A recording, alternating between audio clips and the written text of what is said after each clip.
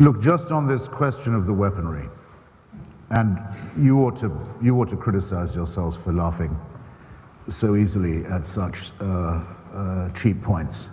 Here's the fact.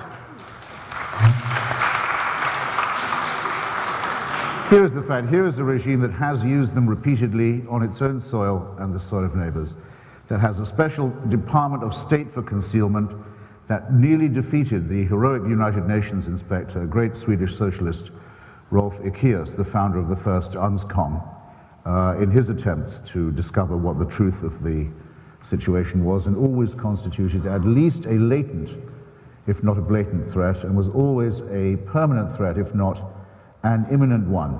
What have we found since the invasion? I'll tell you what we found since the invasion.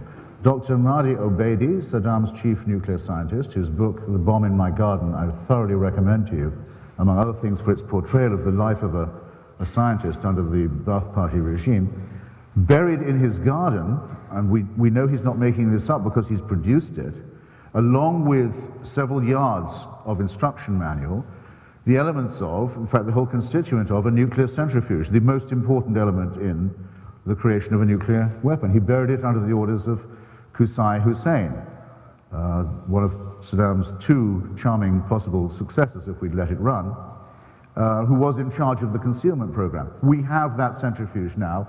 The United Nations inspectors would never have found it, even if they'd been looking.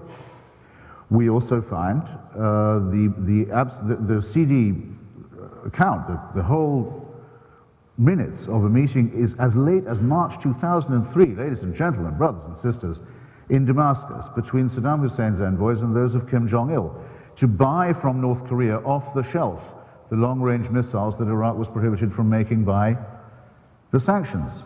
I'm afraid to say Dr. Parenti is quite wrong, but both inquiries in Washington and in London have found that there were indeed ongoing attempts by Saddam Hussein's agents to buy uranium in West Africa, perhaps for recreational purposes, but there comes a point where one thinks that this regime is not entitled to the presumption of innocence.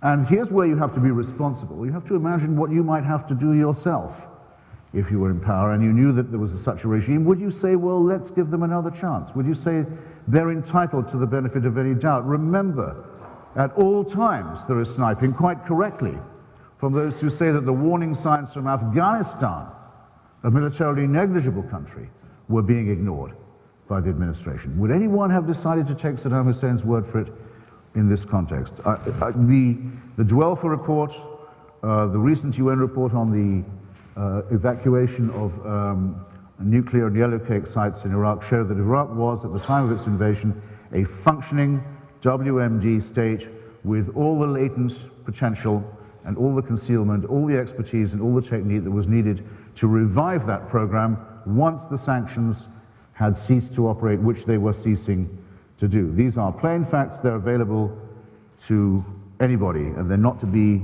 sneered at or about. Otherwise, why would Hans Blix have said before the war that he didn't know how much would be found, but he knew there would have to be something?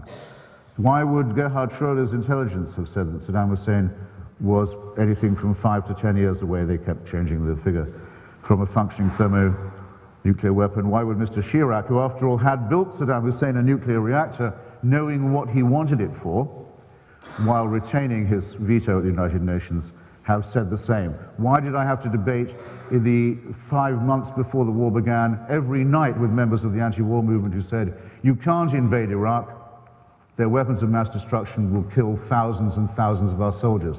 You can look that up too if there's anyone here from MoveOn.org or any other such heroic organization. That's what you guys were saying then. So this is not a confection. It's a Hitlerian pounding as its own reward, I see on the platform. This is not a confection. It's a reasoned judgment about the existence of an intolerable threat, and it was very soundly, evidentially based. The gentleman asks, in reference to what I said about the discovery of weapons of mass destruction in Iraq after the invasion, whether these were enough to constitute a threat, and whether or not they were, I think he implied, in any case, why doesn't the administration mention them?